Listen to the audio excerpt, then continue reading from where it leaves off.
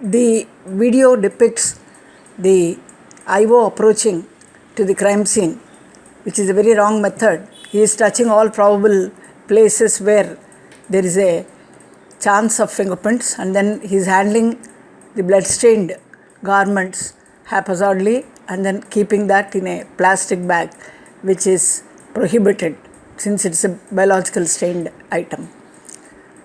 Now, the right way of doing the handling is wearing the gloves and a very systematic and methodical way of searching or approaching the crime scene, looking at the probable places for fingerprints.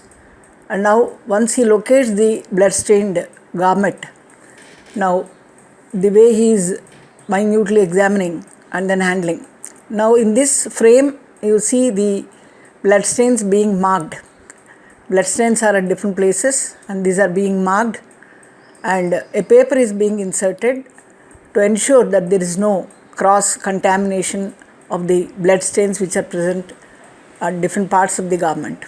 And after doing the marking, this is properly being folded to reduce its size, and the same is again inserted into a paper cover, outer envelope, and once it's been inserted, now it will be ready for further sealing. Similarly, any seminal stained garment, namely the undergarment of the victim, once the stain is located, the same procedure as we have adopted for the blood stains, namely inserting the white paper and then ensuring that there is no cross contamination, and after properly folding the garment is again kept in the proper sized outer envelope for further labeling and also for further sealing.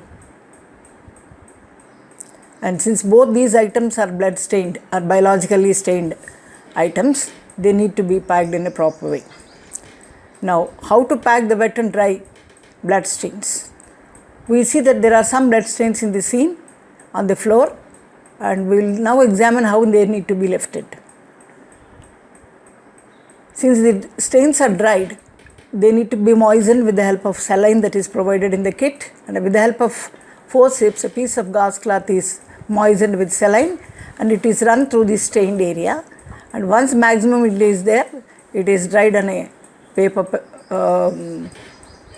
filter paper, and after air drying it is properly packed. This is a wrong method of doing by scraping.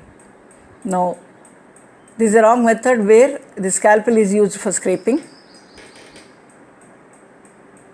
Now, the right method would be again taking a gauze cloth, moistened again with 1 or 2 drops of the saline that is again provided in the IO kit, and running through that moistened gauze cloth over the stained area number of times will yield maximum concentration of the blood stain, and once it is properly air dried, again it goes for packing.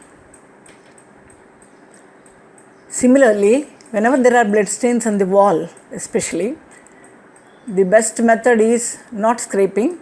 This is the wrong method.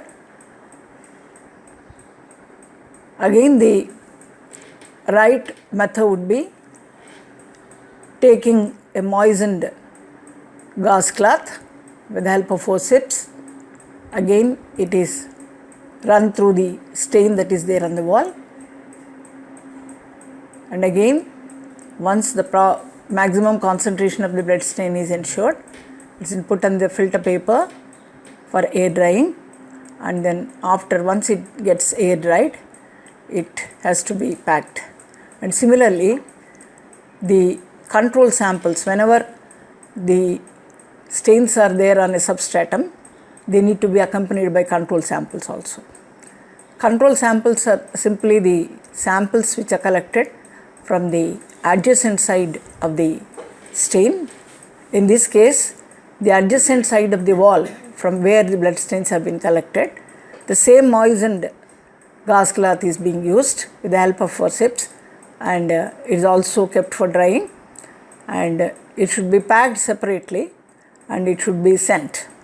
That means the blood stained area and also the unstained area of the wall as control. Both of them need to be packed separately.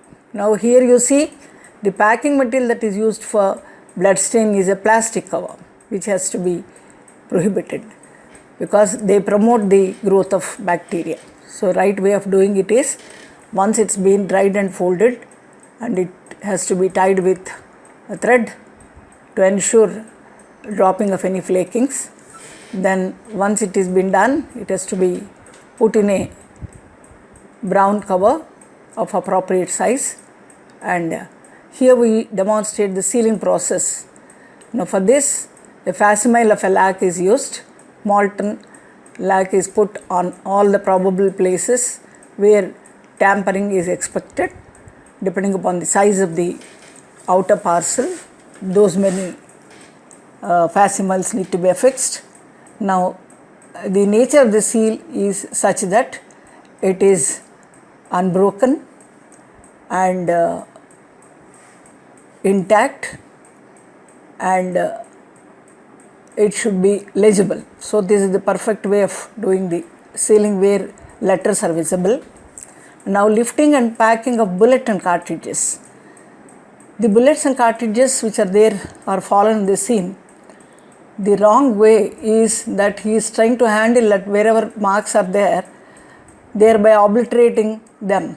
And the right way of doing it is holding it at the bottom so that the markings are not obliterated.